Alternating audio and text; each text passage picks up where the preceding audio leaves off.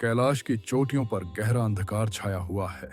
तूफानी बादल गरज रहे हैं, बिजली अपनी राह खोज रही है। और तभी उस निस्तब्धता को चीरते हुए कैलाश के शिखर से एक दिव्य प्रकाश निकलता है। वह प्रकाश न कोई सूर्य है, न कोई तारा। वह चेतना का स्वरूप है जो धीरे धीरे आकार लेता है। उसी प्रकाश में बैठा है महादेव, नीली आभा में लिपटे, शांत, ध्यान मग्न, परंतु संपूर्ण ब्रह्मांड से जुड़े हुए। उनके चारों ओर मृदु कुहासा और हर सांस के साथ सृष्टि की लय गूंज रही है। उनकी जटाओं से गंगा बह रही है, रजत नीले जल की धारा जो पृथ्वी की ओर बढ़ती है। वह केवल नदी नहीं, जीवन का सार है। जहां उसकी बूंद गिरती है, वहां बंजर भूमि में भी जीवन अंकुरित होता है। परंतु इसी सृष्टि के बीच धरती से लाल धुएं की लहरें उठने लगती हैं। अराजकता की शुरुआत। यह स्मरण है कि हर सृजन के साथ विनाश की संभावना भी जन्म लेती है। शिव की आंखें बंद हैं, किंतु भीतर एक कंपन उठ रहा है। त्रिनेत्र के पीछे ऊर्जा सुलग रही है। धीरे धीरे वह तीसरा नेत्र खुलता है और नीली अग्नि फूट पड़ती है। यह अग्नि क्रोध की नहीं, भ्रम के नाश की है, जो असत्य को भस्म करती है और शुद्ध सत्य को प्रकट करती है।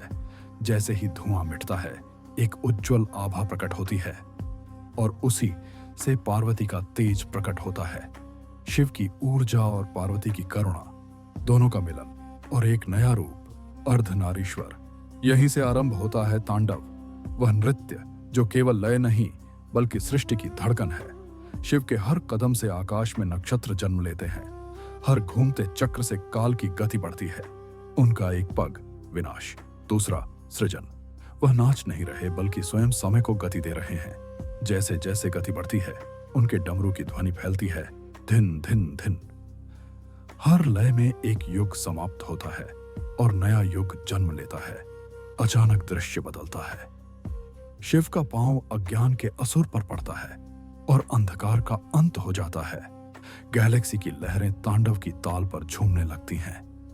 पार्वती का प्रतिबिंब सुनहरी धुंध में मुस्कुरा रहा है, मानो वह कह रही हो, विनाश भी करुणा का ही एक रूप है। उनकी जटाएं अब आकाश में तरंगों की तरह फैल रही है।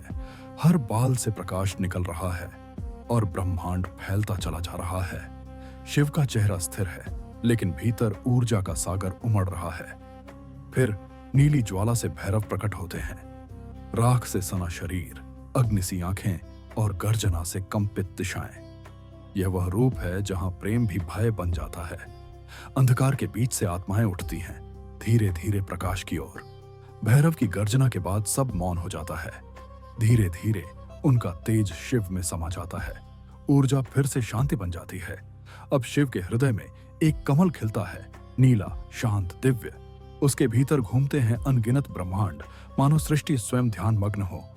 एक साधक ध्यान में बैठा है, उसके भीतर ऊर्जा ऊपर उठती है। मूलाधार से सहस्रार तक हर चक्र जागता है, हर रंग जीवंत हो उठता है और जब उसका सहस्रार खुलता है, वह अनंत प्रकाश में विलीन हो जाता है। शिव और साधक एक हो जाते हैं। यह है योग, मिलन की पराकाष्ठा। अब ब्रह्मांड में AUM की ध्वनि गूंज रही है।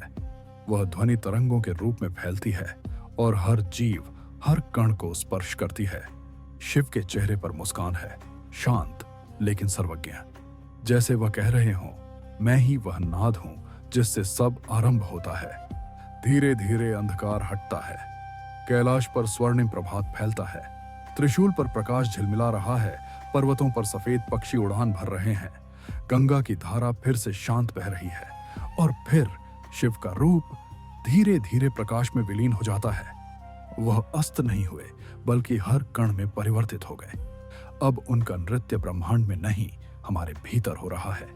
क्योंकि हर बार जब हम टूटते हैं, जब हम संभलते हैं, जब हम सीखते हैं, वह भी एक तांडव है और हर तांडव के बाद एक नया सवेरा जन्म लेता है। यही है शिव की शक्ति। वह नष्ट नहीं करते, वह रूपांतरित करते हैं। वह अंत नहीं लाते, एक नया आरंभ देते हैं। जब तक हम अपने भीतर के अंधकार से नहीं मिलते, हम शिव तक नहीं पहुंच सकते। क्योंकि शिव बाहर नहीं है, वे हमारे भीतर हैं।